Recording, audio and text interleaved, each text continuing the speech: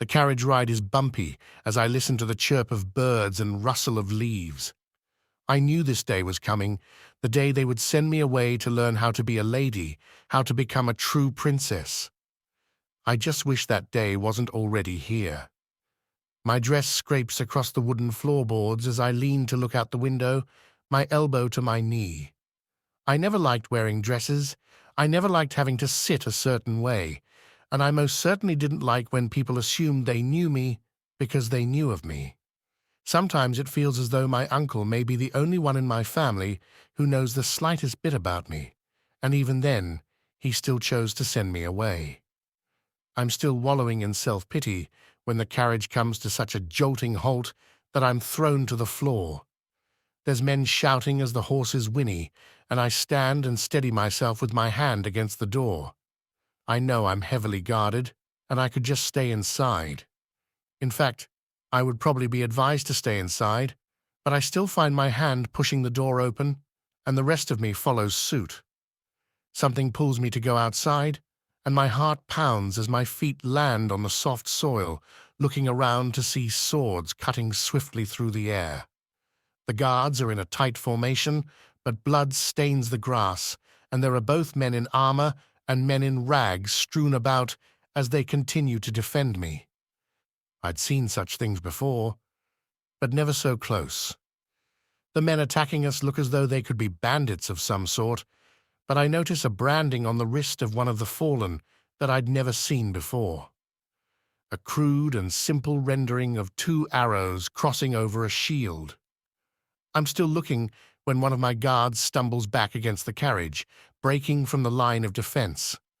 He quickly grabs my arm and tries to usher me back inside, but I turn my head at the sound of a groan on the ground nearby. Recognizing a golden wolf necklace around his neck, I shout, "Maurice!" My voice cuts through the sound of fighting as I yank myself from the guard's grasp, running to the aid of my friend. I push him gently from his side and onto his back and push his blonde hair from his face. He lets out a groan as his eyelids flicker open, the blue of his eyes only visible for a moment before they close again. "Hold on, Maurice," I whisper, and look to see where he's injured. He's been my friend since we were children, slightly older than I am, and had only just become a knight. I didn't even know he'd been assigned to guard me on the way to the academy. Lifting his arm from across his stomach, I see blood seeping through his shirt on the exposed part of his lower left abdomen, his sword still sheathed by his side. I rip at the seam of my dress and push the fabric into the gash on his side, and he moans in pain. "It's not that deep," he says through gritted teeth, and I'm thankful to look up and see his pale blue eyes looking back at me. His gaze shifts past me, and his eyes widen. "Aaliyah, move!" As if by instinct, my hand wraps around the hilt of his sword, the weight of it straining my shoulders as I swivel on my heels, wielding it in front of me. The sound of metal on metal is shrill as it rings out, a stranger's sword bearing down on the one I'm bracing. My arms give a little under the weight, and my feet slide in the mud as I push back with every muscle in my body. Only seconds had passed when another man, one of the attackers, came up from behind, grabbing him by the shoulder and pulling him away from me as he yelled, "Not her!" My arms gave way and I collapsed to the ground, dropping the sword.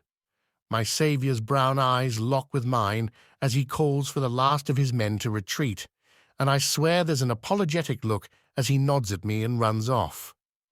It isn't long before I'm being ushered back into the carriage, our injured men laid in the cart, being towed behind us. However, I insisted Maurice be situated with me so I could look after him as we continued on our way to the academy.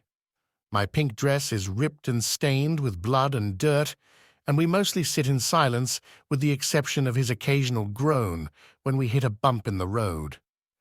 I can't stop thinking about the branding on those men's wrists, or why they attacked us but didn't take any of our belongings. I can't stop thinking about the look in the eyes of the attacker that saved me, and why he saved me. I look at the sweat pooling on Maurice's upper lip, his face pale and contorted in pain. I want to ask him about these things, but I think he'd probably prefer silence. I look down at my hands, red and blistering from only a moment of wielding the weaponry. Of all the things flooding my mind, what I'm intrigued by most is how badly I want to feel the weight of that steel in my hands once more. I loved the power I felt, and the surge through my body as I held steady to protect not only myself, but also my friend. The instinctual way I grabbed the hilt, how my body moved in tandem with it, as if I was meant to hold it. I closed my hands, making a fist. I'm on my way to learn how to be a proper princess, not to learn how to become a knight. I've always dreaded the day I would have to fulfill my role, but never expected to feel so drawn to another purpose. I can't let that be the last time I hold a sword. I look at my friend and tentatively start to speak. Maurice, did you notice anything different about those guys? His face is pained as he looks at me, but not just in the physical sense. Yes, he sighs. You notice their brandings? He asks as more of a statement than a question, and I nod before he continues. They are a part of some sort of rebellion against the crown. We were warned before we left that they might show up on the path. That's why I was assigned as an extra guard. I don't know much else. He pauses and looks at me solemnly, except that they are specifically trying to get to you. Why? What could they possibly want with me? My body is tingling with both excitement and fear. Your uncle thinks they want you as some sort of leader, that they think you are some warrior destined to lead them. He says he tried to tell them they were mistaken, but communicating with them doesn't exactly go well. Maurice's voice is raspy, and I can tell he's starting to grow weary from the pain. I can't tell him that my heart skips at the thought, not when he's bleeding from a wound those very same men granted him. It won't be much longer before we arrive at the academy, and I won't be given a choice. Maurice, will you stay with me at the academy and teach me to wield a sword? He looks at me like I've lost my mind. It'll be in secret, of course, and it's just so I can defend myself. This seems to reassure him, and he nods in agreement, probably too exhausted to try and argue with me anyway. He doesn't need to know how my heart thumps at the word warrior. He doesn't need to know how my body aches to fight, and how my stomach turns at the idea of spending my days in the palace. I yearn to hear the clash of steel and feel the dirt beneath my boots. I want to belt a battle cry as I run through the woods, leather on my back in place of an intricate bodice. The moment I picked up that sword, something inside me clicked, like I'd been waiting my whole life for that moment. I know he couldn't understand, nor could my uncle, but the moment he mentioned my supposed destiny, I knew it was true. As the carriage comes to a stop at the gates, I know in my bones that I am destined to be a warrior. I will train in secret until I'm able to meet once more with the men who came for me.